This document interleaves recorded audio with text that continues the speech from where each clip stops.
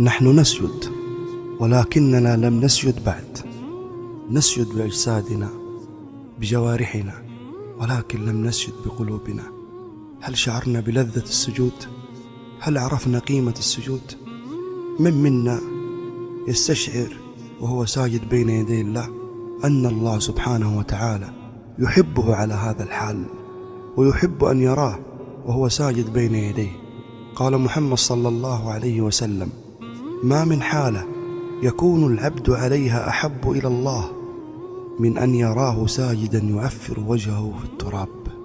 السجود يجعلك قريب من الله، فالنبي صلى الله عليه وسلم قال: أقرب ما يكون العبد من ربه وهو ساجد. أنت حينما تسجد لله أنت تتقرب من الله. فليدع ناديه سندع الزبانية، كلا لا تطعه واسجد واقترب. كل سجدة تسجدها لله تقربك من الله. تشتكي من الهموم، تشتكي من الضيق والنكد، العلاج في السجود.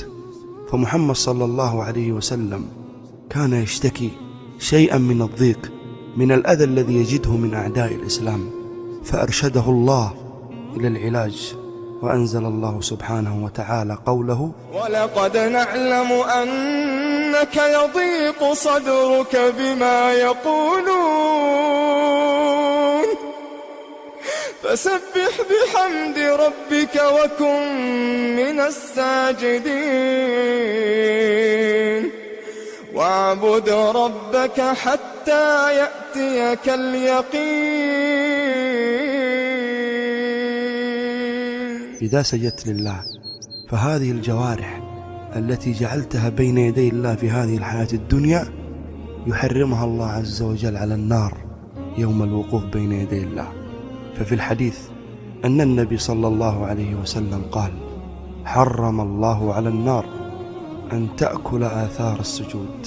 أنت حينما تسجد بين يدي الله فالله سبحانه وتعالى يراك وأنت ساجد تعفر وجهك في التراب، فقد قال الله عز وجل: وتوكل على العزيز الرحيم الذي يراك حين تقوم وتقلبك في الساجدين إنه هو السميع العليم. اسمع آيات الله واستمتع بها، واسجد وابكي وفرغ همومك بين يدي الله.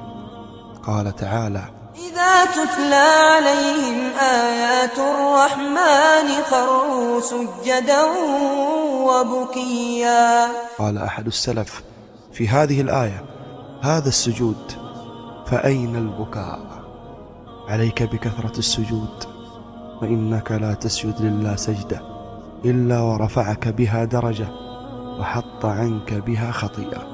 قال ربيعة رضي الله عنه لمحمد صلى الله عليه وسلم: أسألك مرافقتك في الجنة يا رسول الله.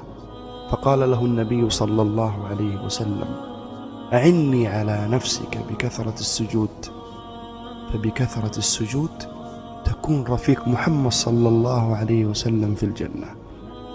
أجمل وقت وأفضل وقت للتلذذ بالسجود بين يدي الله عز وجل يوما تخلو بالله في ظلام الليل، لا يراك إلا الله، ولا يعرف حالك إلا الله، ولا يسمع مناجاتك وكلامك إلا الله.